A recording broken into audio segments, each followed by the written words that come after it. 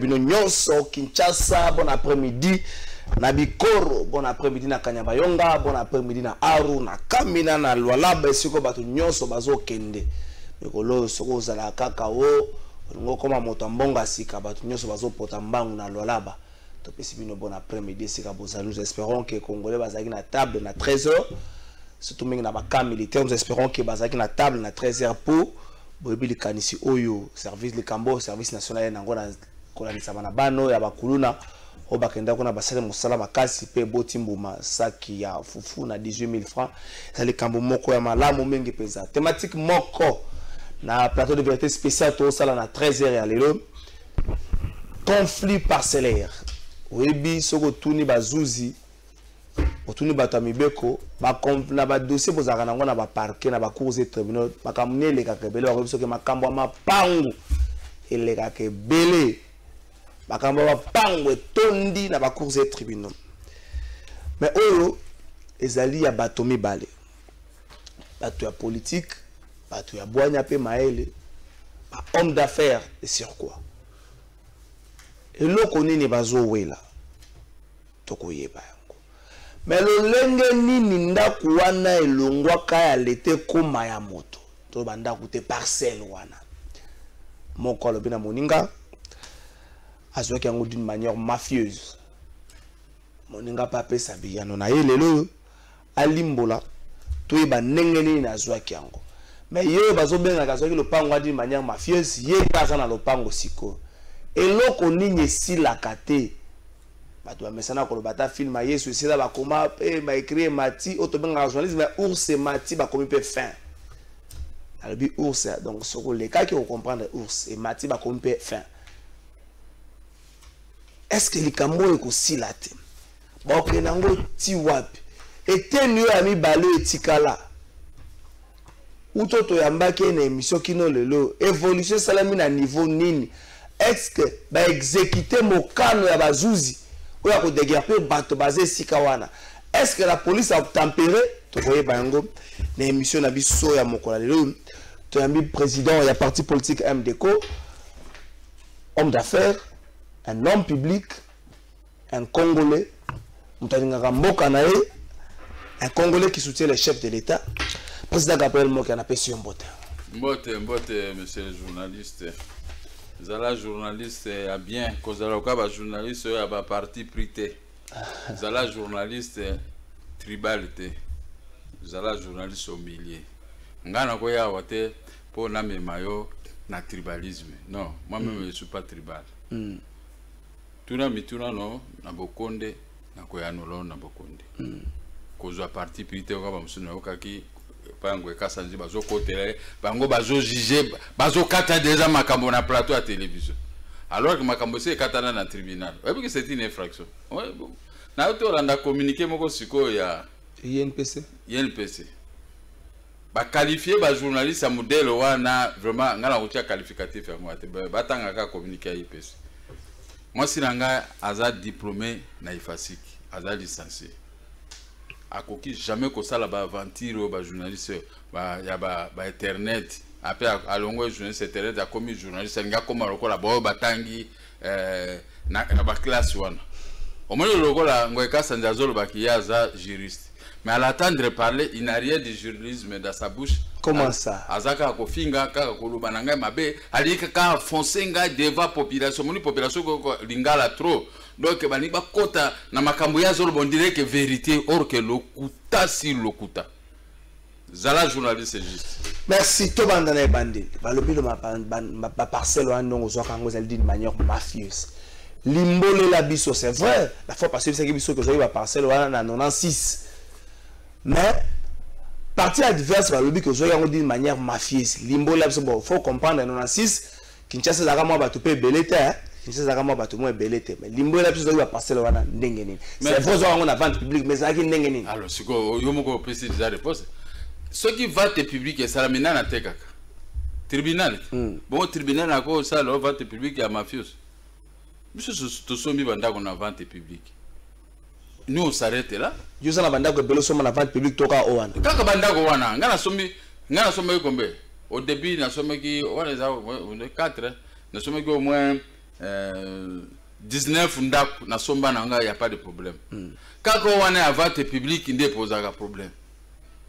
Na teki 7 pour mon na sali 9 fois prison pour bana baliaka au moins na teki ndako na fandi na zole sabana soki na bimi na ke prison na teki ndako mususu ya wana sabana j'ai un litige envers vous ya bango que un jour soki na zumbo na osomba bino bandako hormis bandako ya parti na zo somba ka na intérêt mais wana za bandako ya parti to comme soki na 10 soki 12 to somba ti to kokeri province union surtout ya Congo.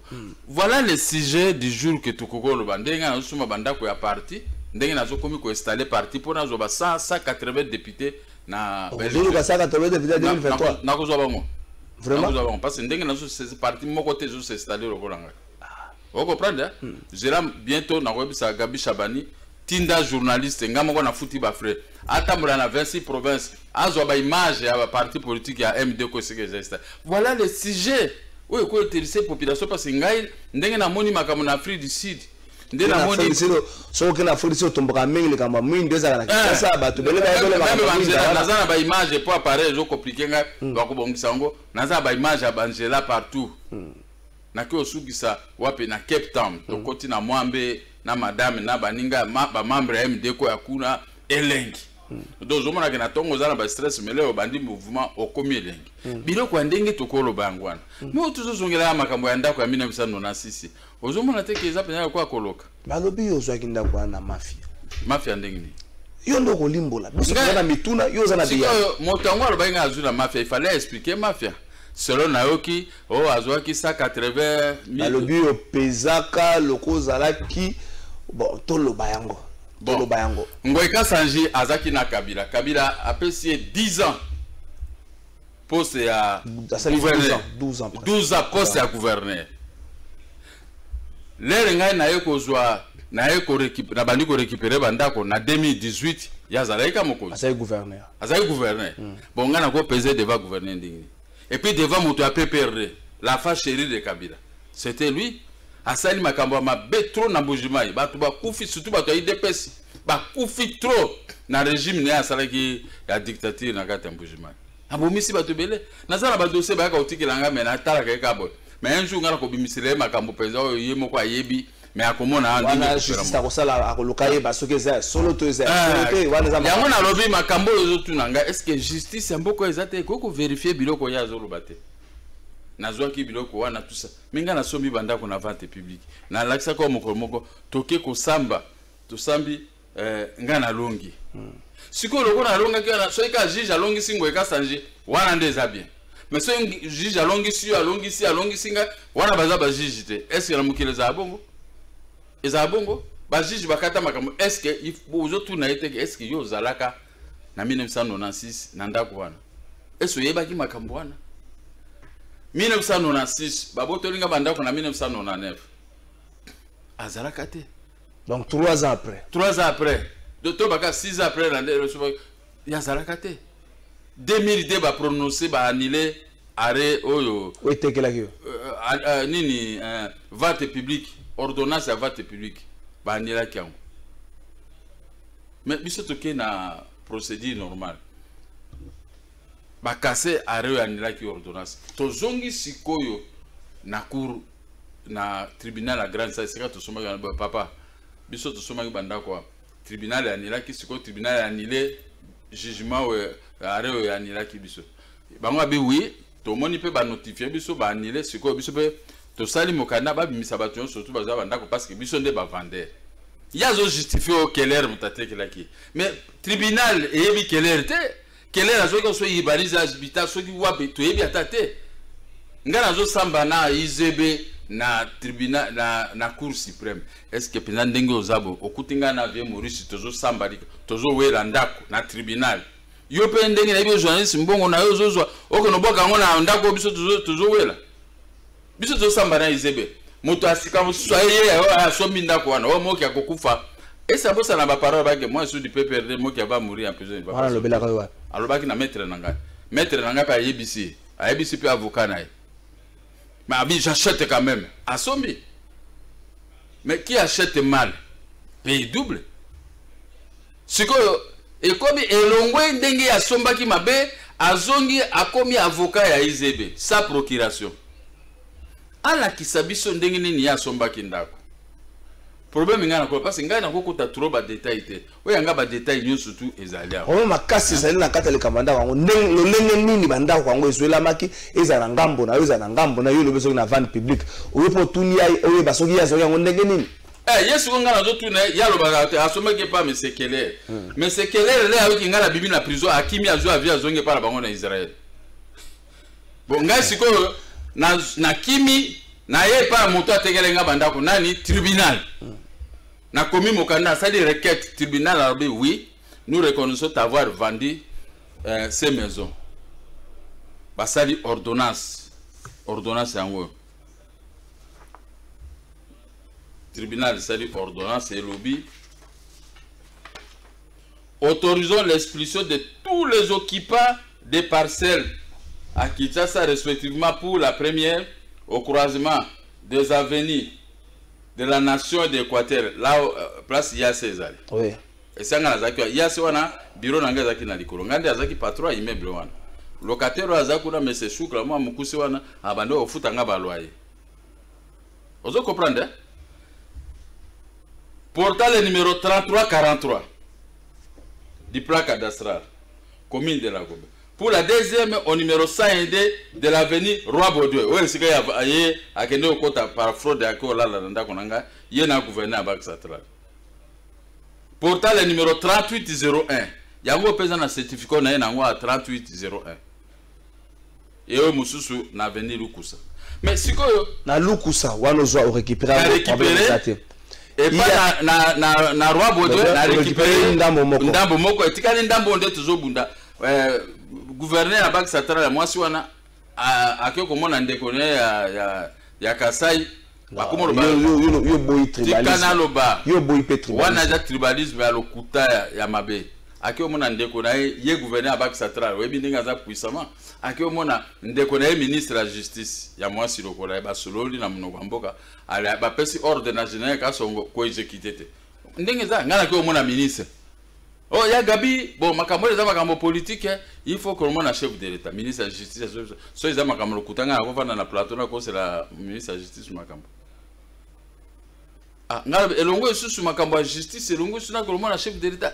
Nabi madame, il faut tout respecter chef de l'État. Chef de l'État n'est pas là pour les maisons. Makambo ba maison est allé lokola yo. Et puis na kisi mukanda moninga na yo remplacer à quand même mukanda ke banda ko neza nga faut na récupérer. Après ce on a ministre de la justice Longwaki. Vous comprenez? Makambo nécessaire qui nango. Si ko yo paie ce qui est grave, ce qui est très grave pour ba document ce qui est très grave. Ngoika Sanji na Bac Central ba komeli ndenge lo lobby les contestations beaucoup plus élevées sont renvoyées auprès du tribunal qui a rendu la décision. OK. Allez, hein, les contestations plus élevées à l'exécution ndenge to bengani Ngoika Sanji sont renvoyées auprès du tribunal qui a rendu la décision. Le tribunal qui a rendu cette décision, c'est le tribunal de grande instance de Kinshasa Gombe, qui avait vendu les maisons à la vente publique. OK. Donc il fallait même ma contestation. Il fallait même ma contestation et non auprès des journalistes que vous êtes. Et non auprès des journalistes. Il doit tout ça Monica même auprès du tribunal aux ambanoté en quoi les qui n'ont pas étendu que. Donc ba tout ba que nous sommes dans le tribunal gars bazo raison. Il y a des limites.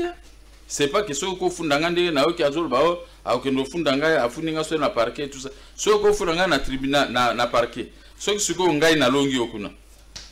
Osani olingate ngana longa yo lingaka no lokwa kanga na fundie il faut pas kanga so tribunal parquet au tribunal moni ezaba makamoko fantaisiste. Rukuta ye amemi ba contestation na tribunal na grande instance. Ake yango Alphonse Ngoika Sanji avenue Sengaseng avenue Allée Verte Joli Parc commune de Ngaliem na ma campagne a komeli président ya tribunal pour annuler ordonnance oyo ozozongisa yo na kati ya bato wana yo asengi amoni mais bakoanile ordonnance oyo ndenge parce que ordonnance oyo etangi kaka lopango oyo ya roi Baudouin te etangi ya lukusa etangi mapango misato. C'est là où ce monsieur est limité en droit. Il n'est pas intelligent. Non, mais Roloba n'est pas intelligent. Quand il parle, on a creuser des diamants, en tout cas, il non, ya. Pourquoi vous êtes individu au collège dans la loi numéro 13 de 2013 dit les contestations beaucoup plus élevées sont ramenées auprès du tribunal qui a rendu la décision. Les contestations, c'est ça. Ngoïka Sanji a mis en un tribunal. Le tribunal a rendu une autre ordonnance.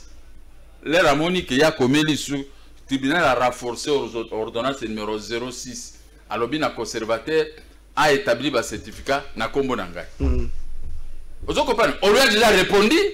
Ces contestations beaucoup plus élevées ont été ramenées auprès du tribunal qui avait rendu la décision. Le tribunal a demandé à ce moment au conservateur. Pendant qu'il y a commis, le tribunal a dit conservateur, mais sinon, et puis cette ordonnance est sans appel. L'ordonnance ici est sans appel. Ok. Il ne peut plus être attaqué. Ce qui a été na tribunal, ce qui a dit que bon, atiki makamba ordonnance qui est na tribunal.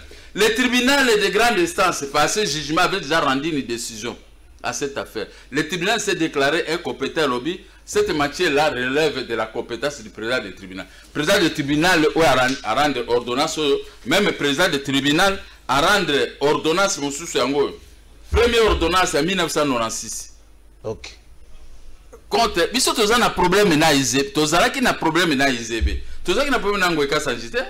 Est-ce que vous comprenez le problème na IZB? Comprendre le place ou bien journaliste. Mais si tu as un problème na IZB en 1996. L'air bateki bandako IZB a quelque funda et pas na président du tribunal. Pour akokako annuler ordonnance na ye, annuler vente. Le président a rejeté par cette ordonnance de 1996. Bon, ordonnance, le juge va rendre ils se référer à eux parce que cette ordonnance numéro 0220 est sans appel. Et aucun président, en dehors, il y a président, il y a le Bakawana, ordonnance, mais ce président, les gens s'est mal roulé. Comment annuler le côté, il fallait annuler vente. Annuler ta ebisinde mo kia ba kende pas conservateur ba que nous ça la jugement. Donc photo a ebisi bango qui annulé mais na mukanda a commis que non beaucoup ça la juge beaucoup ça la annulé a ebisi bango le cola arrêt à cour suprême et annulé qui jugement à grande instance 6470 demande na yo to déclarer ango superfétatoire. Ok. Hein? C'est-à-dire que ils ont pas rejeté. Demande. Mais il y a un problème Denis Kamba, il faut jouer ça y pesa cours à droit. Ba pesa diplôme mais ba pesa cours. On a diffamé, ba pesa cours. Mais ngaite diffamé. A poursuivre ce qu'on pour la diffamation. Ngana si na poursuivre na des plaintes. Ils ont na parquet général. Na fondé pour na faux usage de faux. À cause du tribunal ya matete. Alors le tribunal wana ba wisi wana kende ko notifier. To vérifier madame la présidente du tribunal ya matete. Triple matete. A komeli biso mokanda lobi wisi na ye akende osala likamo. Ngoika c'était un grand fossé. Très grand fossé. Ngana zana ngo to suto funda na likambo na parquet général pour la cour de cassation. Parquet examina et je peux essayer tort. Ce qu'il y a qui qui a utilisé bon quoi l'habiter. Mais tu peux réveiller dossier wana. Il faut pas l'ongola immunité à répondre na acte ya ça. Non mais balé siko beaucoup kende. Donc kende na guerre. Ya lo bia zana mbongo ako bomangai, mais ya yebingaite. Donc kende na guerre. Le kola omoni ya biro bo saka na bato na kisasa. Yo kasike ya uti mwa mbujima wana. Ayesu kwa bi. Ayo sala ngama. Président calmez-vous. Ya kusala ngamo ke mabena kitasa. Calmez-vous mbujima zeba. Ga tambula ngamo ko amme kamo ko musuma ko yebanga siko erwa. Mbujima zeba bokilo na président calmez-vous. Mbujima zeba bokilo na. Ndenge ya sali Joseph Kabila. Joseph Kabila pesi poste ya gouverneur. Azui mbongo abomi baluba asali abengani baluba tuba panzani. bakomi bapesi comme Jacques Boer bakimi nakutaki balube bele baza na Lubumbashi mikolo nakendeki ba mususu baza na Kinshasa bakima nde Jacques Boer yaka soko sala biloko na komeka ona kisasa mengana ko omoni première fois na l'accès que na bengani na ndako so tozo continuer na ka ko mona shikoli kamanga na osale lui il veut jouer avec moi. Calmez-vous. Ngana zala voyage calmez-vous. Akotinda wise moko tozo kendo to kanga moka benga siko na yete. Ah tant que ça ah batinde linga ba message na bibi na zo ya na zo répondre ye menga na zo ko réveiller siko des dossiers na pénal. Deux dossiers na pénal na osenga procureur j'ai appelé la cour de cassation ba longola immunité ba senga lever d'immunité atikala moto pamba boloko la ngai comme ça ngana eto samba biloko nyoso ba diffamation so sala ngai moi mais il peut éviter ko na ba difficulté pas comme refunda ko na diffamation abonduma bo tsanda ezanga ite ezamo sina ngana za ngona appareil so bolingi siko na ko za téléphone ngana chelibi na ngona ndenge moi sina zoloba Christelle wana ko makambo libota bato Christelle Ngoika Sanji wana makambo libota to komi ba fanatique ya Christelle Ngoika Sanji alobi na ye nazana image wana auto tala ngutu siko eza wana que mon père avait voulu me violer wana makambo libota moko oyangai makambo ya oyangai na saki ba faire la izebe italien nani oyanga makambo na sana 1987 88 89 90 côté la ko tikala kana nyongo ngana tikala na nyongo te ngana futa nyongo tu di écoutez tolo banano vérité ye na ba 1990 wana azaki moniteur na baba kwa ndungu soki wapi kuna banopesa bakuru na beleve azaki moniteur ngai er wana azaki PDG ya ba entreprise esa problème te c'est là ko esa problème barobi ngana azaki na soki nyongo ya 190 ngana zwa nyongo ya 190 te ngana sali na travailler na IZB 6 millions de dollars. Les documents sont là. Et puis, bah, rétrocéder 2 300 000 dollars. Moi, j'ai utilisé mes devises comme je veux. Mais à côté, ma pépé n'a pas dit, monsieur. Biso tu as découvrir les gens qui vont en Andago et à lobby kezaye. Mais tous autres, ils m'ont dit que la télévision n'a bino, tous autres défendre les babi ou babotola qui est diamant ya lubo basangesaki na corporation la bango yende bachaki à tête. Laura Désiré Kabila botola. Biso tout ok na ko défendre regarde les gratitudes. Ngana zo bi mananda ko wana na ke ko défendre parce que za mwana mboka. Yesu ko azolo ba makamoko o azana ngota na maîtrise te tala kaka tout n'est qu'à sur le plan des droits. Aya ko loba makambo. Il dit des choses. Yo mwana ndeko to sa no émission à cause de suko ba élément ya ngaya wa aso abalusi yango ekomi ba élément na. Lokola makambo article 20. Ye ba ki article 20. Ngana pesa article 20 na lobakango ezapona document. Ce document est sans appel. Yango na l'air to longi na cour de cassation. Arrêt na bango ya cour de cassation 39 et lobby y a pas exécuté. Et ressuscité d'abord jugement y a tribunal à grande et ressuscité jugement à tribunal à grande instance. Arrêt na bango 039 et lobby il n'y a pas exécuté. C'est normal parce que ce jugement de grande lobby, le tribunal s'est déclaré incompétent pour connaître les matières qui relèvent de la compétence du président du tribunal. Oh, on appelle bangomi bareba arrêt à cour de cassation. Na jugement à grande instance ba koufi ensemble. Moi na sikoyo akende sika sombaki. Nous retournons au prestine état. Motuna mutual kende sika sika pesa la kimbo. Ah, ye apesi mbongo para Keller. Vous comprenez? Keller on a évité ce qui yo na Keller boye banaka. Ngana évité Keller en mute. So comme mokolo banda ko na teka ngone. Ce qui va traiter na urbaniser habitat ce qui ni na IZB tango yo IZB et longa ki na cour d'appel. OK. Siko biso to acte cassation quand on acte cassation yo que non ça va certificat le quoi va certificat bango cassation bazana ngo. Ouais ça va certificat obtenu par fraude. Siko on est pas kende pa na Keller. Yali azobanga uzo avio akene na Israël abikuna babomanga Jésus Christ moya koma kuna ezate ba ola tsaye ko tianjube ko bala tsaka Jésus Christ ya moya azokima kuna azongi siko azongelinga mokia ngana yeto yebalite le biso sobe bandako ngana ba vanda bandako wana bana nanga bakoli na ndako wana biso to yebiete siko ngana azongi kana na ndako wana ke ye Keller akimia nazongi juge tribunal l'état congolais bino moto botekela nganda ko te fanda basinyenga ordonnance babandi ko bengana bato nyonso bazala bana na bac central mikolo yo ngai nde nakoko discuter na banque centrale moto atika ngai nakoko discuter sur mais yo zo ndima os discuter na banque centrale la somme yango pana kaka pana kelero wana siko ndenge zo ndima discuter na banque centrale yo yemuka aza wana che basoda kuna na bandeko na balinga na okota kuna te bache basoda kuna na balinga na okota kuna na ndako wana te or que lokola babengana ngo ekasanje il fallait babengana immédiatement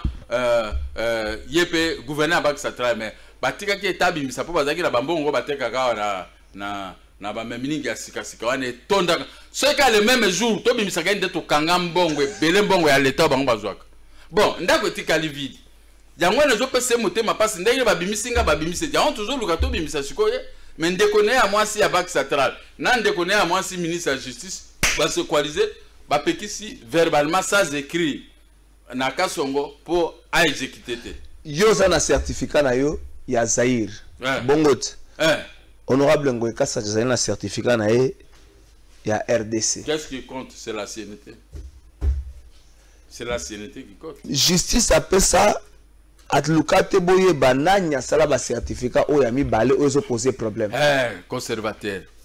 Dans la traité document pas c'est le document minga. Dans la traité justice parquet général et commis komeli conservateur mokanda po a réhabilité ba titre wana lokola moi petit wana conservateur aza na mafia na bango azo ni okoloba déjà moi petit wana aza na mafia na bango a tergiverser mokola na bakangi na miso ngai koyebi ke petit wana lela bengi procureur général bengi Nemi Moulaje a bengi Congo Mobimba a bengi famille présidentielle oya Kabila. Vous pouvez m'arrêter ici pour le dossier avec Mokia, Nazo Koufa Pona Bino, Monique, Batinda Ingana Saba certificat. Allez, Batindi Bana Moko Bayawana Bazuye na Makasi. Bana Mike? Te Bana Mike, te Kaka Basaga na Parkwana. Bamiko Ziramo Batindi Bayako Botole Pana SPG, Bakenae, Bako Kimisae. Mais soyez à Yonanga Inde Tokende Makala. Les magistrats l'avaient arrêté, il dit qu'il a fait le faux usage de faux.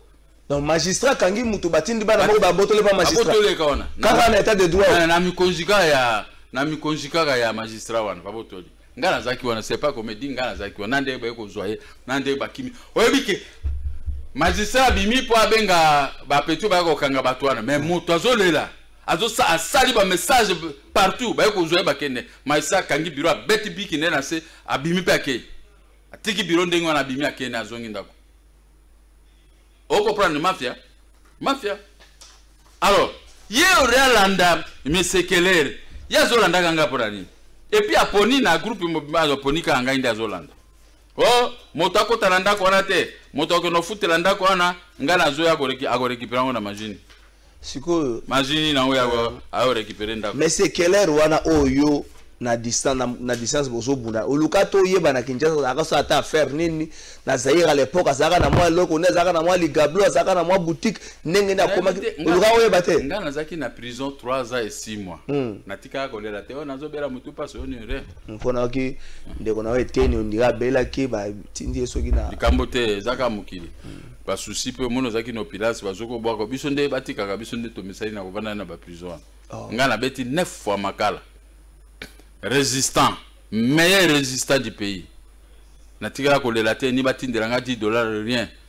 Na ça pepe ba 9 ans na prison au monanga. Na koti na bimi na tekinda ko ba yeba te ngala mi préparake. Du coloni ni kolande change Tshisekedi wa mulumba. Po vie Tshisekedi ne mutawa pesa biso ba maji wana nyoso to sala nyoso to kimambangu to critiquer ba pouvoir nyoso. Hein? Mais bon mususu bazai pera mo ba populace moni ba le outi na ba na malili ya bien soko bwako na moto biso la pasa ngai so la muki na butu na zu sengela ngana kamulu moni mai zo so panondelo zo wana makala ko oh menga ko na kote makama makala belo ngana moni mais batutu bazo kilanga ba mo ke résistant na za résistant tala makama ndako depuis 1999 na loba na télévision na zo bunda tilelo ngana oto za siko combien d'années non na nefuti lelo ko bedana ko bada bitumbango wapi de mais nazo 22 ans nazo mélanger bitumba banda ko na bitumba politique il faut na koma mokonzi pe na mbokote koma président nazaki candidat président de la République et c'est na futa imbo nazo kimbo pa mutu ye Kabila moto amsu ba detente mbongo na yo mboke futa ka yango ndo zwaka oposa kuna na lobia yo ndengo za pa Gabi Shabani Ceux qui vont foutre un salaire, nous, sur ça, $400 ou $300. Ou économiser, ou sommes voiture. Nous n'avons pas ça. Non, les apports en bon, économiser qui tout ça. Mais on a vie privée, nayo. Nous avons ceux qui vont foutre la dette intérieure. Ata ba foutre la dette. Ils ont bon, nangai. Dette intérieure, ils ont des spectateurs. Ils ont la police. Ils ont la parquet. Ils ont les côté qui contrôler pourquoi ils ont foutu la moto. Moi, je suis en train de tribunal na funda kutu l'État. L'État bino tika biloko na tofuta kwa tamukemke. Ba documents na funda bango ezali. Na ke mona Kabila. So ça toujours funda bino. Habité ba futa kwa tamukemke. Ezali ka pona mitema mabe ya ba futi wa ba ministre ya finance. Est-ce que ngana za na problème na ye? Est-ce que ngana za na problème na dette terre? Ngana za na problème te? Ba maman Zunzu ba ne bazala ba nyongo kuna ba dette kuna ba 5 millions ba 6. Est-ce que oh a vendu azana combien? Oh papa, oh bimbonga azana ngona dette terre. Hein? Po bino mona ka mutu muso mona papa moko boazo yaka bozo. Keba. O mana ngala sina mona mutu moko peda papa moko biso zoi ba petit. Donc oh vieux tout ça. Mais moko ya bagarre papa na adressa moninga na biso ba ku administrer ba ku na simba mutu ti lelo ngona nga utumula mutu tata mutu avandi ni etikai. Papa moko mobange mais abeti ba yoga ba karaté na baninga na biso a panji awa ndeko ka vieux Maurice avandi yo o sakane makamambo o sakane o sikuyebi yo ko ele ba $100,000 ba $20,000 ça c'est ka ndenge ka biso beto zaki o mona ngaka na zole ka beso yebinga o ko rekota vina nga ya mbongo pona nini tolo bande koma yo zwaki bandako wana azo bomba peta lo bazwaki pa mesekeler qui est mesekeler o na kende o vérifier azaki na nyongo na banque ngana futeli nyongo. Non mais c'est quelle est la nyongo na banque. Il y a foutu nyongo pas sur le pan. Qu'est-ce que ça a à voir dans une maison qui avait fait l'objet d'une vente publique à la famille Mokia? Ozomona ke kasa njifu batala mutune. Namuno kwa papa ngwa komi. Wana kufunda wana zo diffamer wana kufunda na. Ngana sina fundi déjà na. Mais ça garantie. Non. Na sina fundi. Ngana utafiri si na ya wasiko poto samba naye. Lokola ya lobiki ya za makasi koleka ngana nazana 4 dossiers il faut toujours senga siko il faut lever immunité na ngana totika la bufara fara lui peut discuter avec moi sur le plan des droits ya makamba ya saisie immobilière qu'est-ce qu'il lui connaît de sa tête je suis en train de lui donner cours à cette matière biloko tu as juriste juriste eza Denis Kambaye ye bénéficiaire à Mikanda Denis Kambaye bénéficiaire à intelligence na université c'est comme ça qu'ils se sont partagés les tâches hein. Ezande ngwana afunda ngai na sambi na bato nyonso bake do mbongo ebele ngai azaki na mbongo te mais na kwesi bango toke ko samba iya sozui na nokaka to kwesi bango ni isamba iya se azana kati ya ordonnance ezali mozui te oyo kuta sa gouverneur ya banque centrale azali to ko ba ko lika ko zwa posi tanda gouverneur ya banque centrale na bato ya service de sécurité na général Kasongo nde baza sima. Mais il y a ces nani ça. Baza kasi bango te mondelo wala locataire aza kuna za locataire na ngai. Tozana na convention bande ko futa ngambongo. Afuta ngai si mbongo ya tana convention ya aza ko futa na Nazarango de 1999. Afuta ngati 2000. Mondelo wa.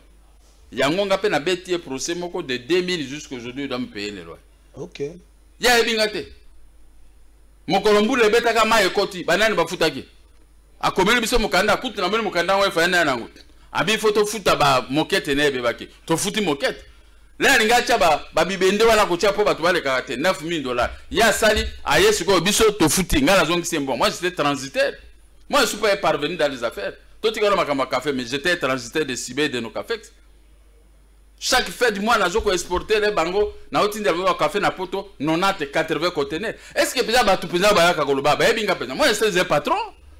Politicien, mon côté, à Kokane Nangaï. Banda 1977. Bango nyo sutu wa baba politicien, va jouer bon pour na makambo ya l'État. Mais ngai na tikala au sala. Au solo ka moto wane bonito salo yo sala na yo zimbongo na trésor public, yo sala dans le privé. Ngai ngoika sa nyimbongo azarango. Ezambongo ya l'État abandaki pe na privé privé aotonganda komoko côté ya auditorat militaire azanda kumsusu na boulevard azala banda kwa est-ce que biso toko wela to sauf que lokola ye nazo swana na ye ti no mema na civil nako saisir banda ko na esiko akweba siko capacité ya moke ya zoto te na droit ningi loko saisir ye ori aluka nani aluka kele azong sembongo ndenga na luka ki tribunal azong singa bandako yesu ko azoluka ngai na epenza atrebiso mibale na kati ya toza pene le mani so yo makanisa ko luka osisi tribunal oboto le bandako afani na ndako na ngai autant d'années akofuta ba loyer comme il est têtu à olinga kofuta te je vais saisir ces maisons ce n'est pas un problème lui il n'a aucun document ba mi fabriquer ba certificat na 2013 bac central 2014 entre-temps dossier bande ko évoluer na cour de suprême de justice c'est une période ya kota wana penza azuango bana ko tonga na mbulani na 2013 OK ndenga ayeko somba ndako bango akomi gouverneur na 2007 je crois mars 2007 azuango na 2013 abrandir étiquette ya la gouverneur pour Zwango to bon abandi pour albaike moki akukufa na prison po ba bisa ko sumba tenda en 2013 zaki na prison ngazaki na prison OK 2010 ti autant na fin na prison calme mais ngana bande ko vanda wana depuis 2009 na fanda na ndako wangu mwenze kongolonde moto ayako botola ngai ndako wana tala ministère de la justice décret numéro ceci tout ça hein considérant les nécessités sont réquisitionnés pour cause d'intérêt public. L'immeuble ex chez Yaya l'immeuble aux avenues de la justice hein? Et puis villa colonel Ebeya Owana promesse raté villa numéro 3Z numéro 102 hein, sous le numéro plaque cadastrale 3801. Moi j'ai signé Tanga. Moi je Congo, ministre de la justice. Abotola banda kwa tindi obema bengananga ba récupérer banda kwa. Obema muto bengala ka office de bema laki. Par l'arrêté 01 de ministre de la justice. So batangi mokanda na obema bato bele bloqué ko kende. Vous comprenez? L'air siko basali bonde atindi bango po ezaki arrêté. Mais siko atindi banque to bande ko sama bi kende ko sala nini keno sala appel na ko peser des mots poids pour na ba ko annuler vente publique. Yango ba annuler ki vente publique na 2002. Siko le ba annuler vente publique. Biso to acté cassation. Et yango moni loi et lobby les difficultés beaucoup plus élevées, les contestations plutôt beaucoup plus élevées à l'exécution d'une décision sont portées devant les tribunaux qui avaient rendu la décision. Yango cassation a sali rétractation. Il y a exécution à décision. Le tribunal lui a répondu par ceci. Non, c'est ça. Tribunal répondrait par ordonnance numéro 06. Oui, Sengi na cadastre asala ba certificat na kombo nanga. Mais rétractation na ye ça tombe non? Et comme rétractation est quoi? Ce que ya olandelanga pona ni. Bino mi balé kotala est-ce explication na yo on dirait bino mi balé bokutanité. Et là peut-être zo sangisa bino eza ndako abele wana. Mais la démarche bokutanité. Bokutanité mais ce que Mikande bimi.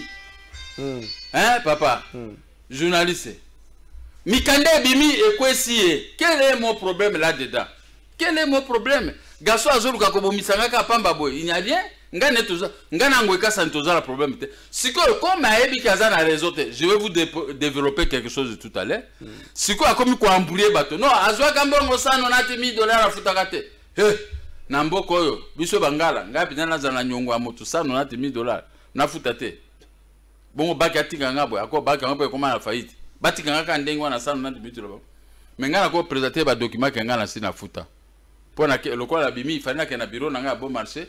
Natala pe bakoko na ngai na ko zo ba document wana na ngo prochainement so benga na ko yara ba document ngana sina futa mbongo nyuso tu ya banque par les exportations. J'ai exporté les cacao et puis j'ai reviré 700 milliards de Zaïre à cette époque. Natikali na 300 milliards na compte. J'ai épongé mes dettes que j'avais, c'était même pas ce montant, c'était plus que ça. C'était une ligne de crédit mise à ma disposition et j'ai remboursé tout l'argent.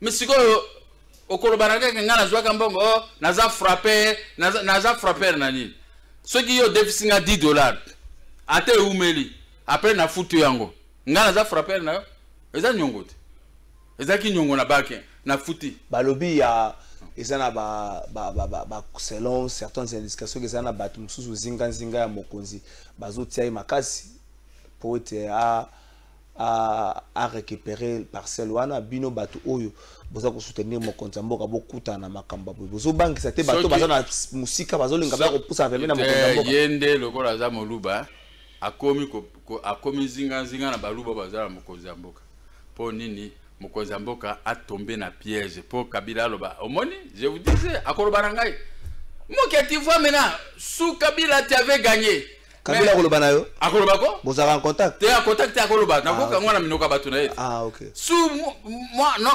règne de Kabila la cour suprême s'est prononcée à votre faveur. Maintenant sur le règne de Félix Tshisekedi que tu soutiens, voilà maintenant il a facilité son frère et là il y a azoluka ngwana.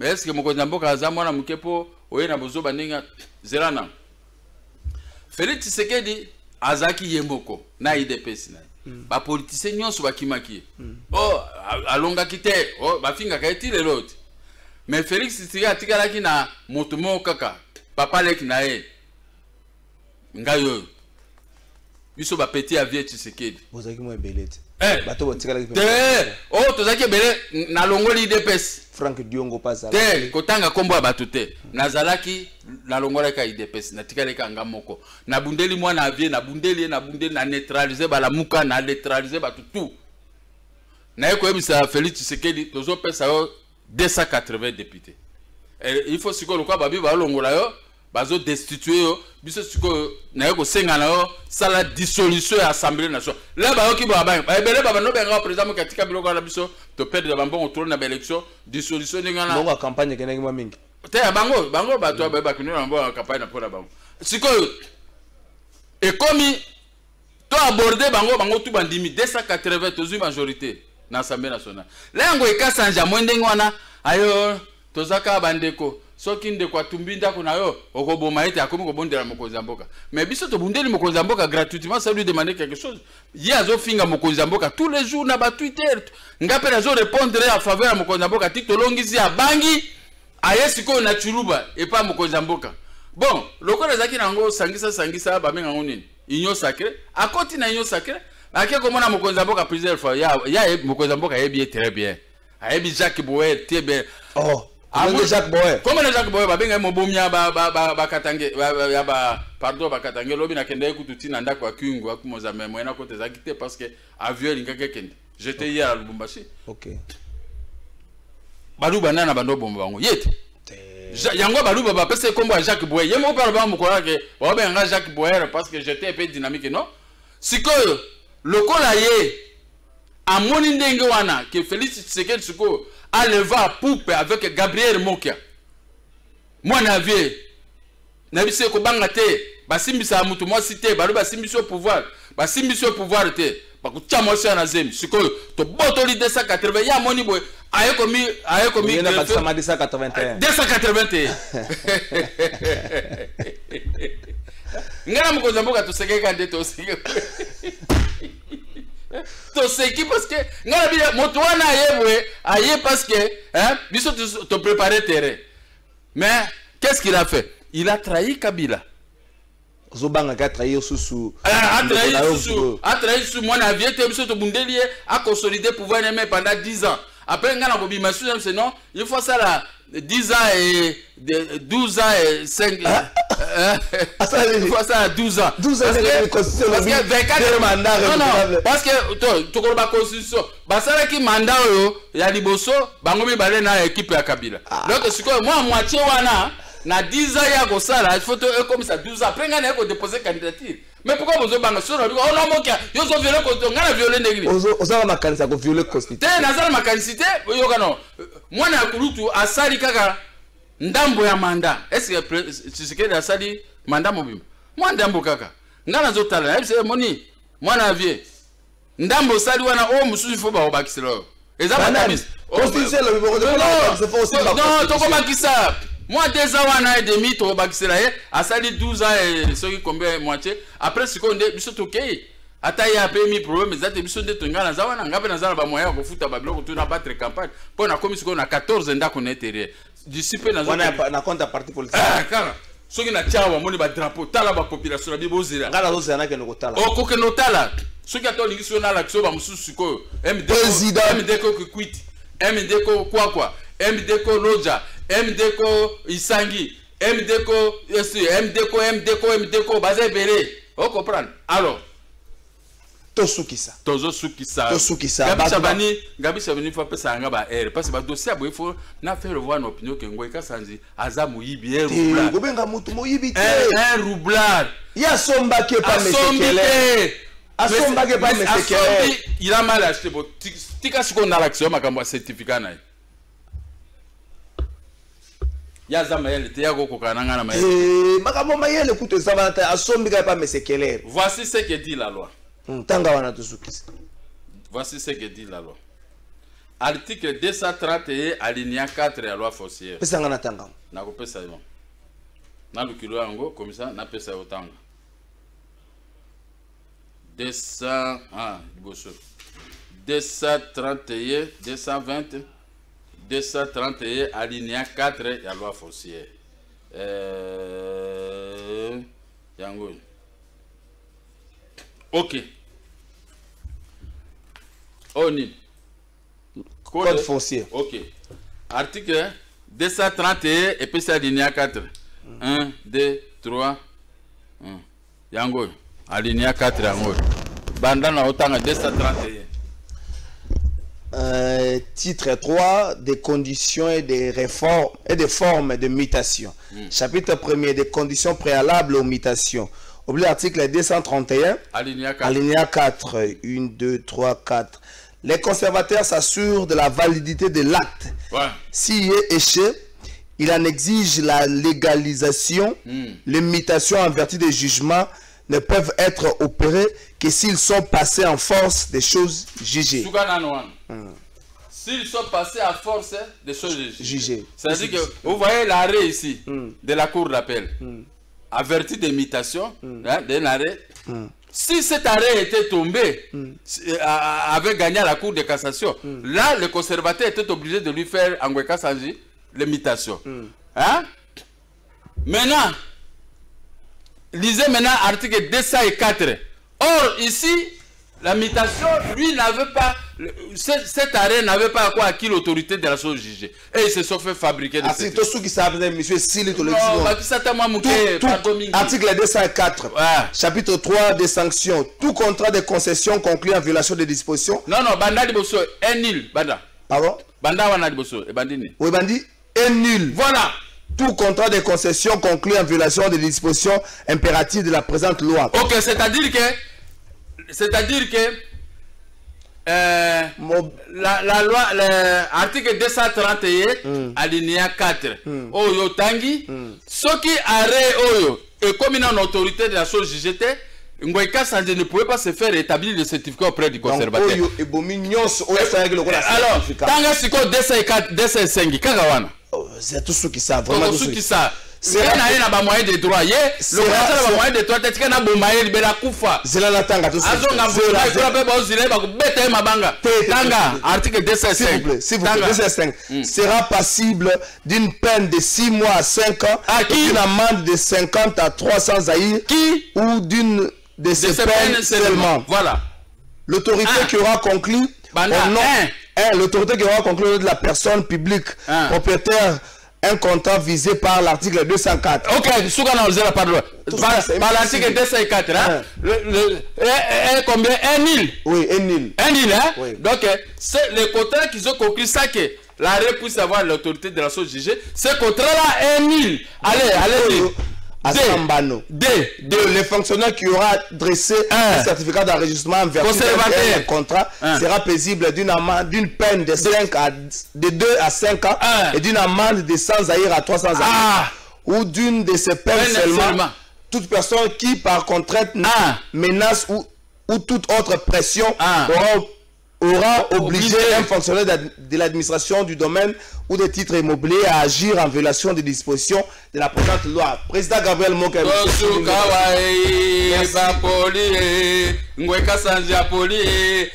Merci. Il est passible de 5 ans de prison.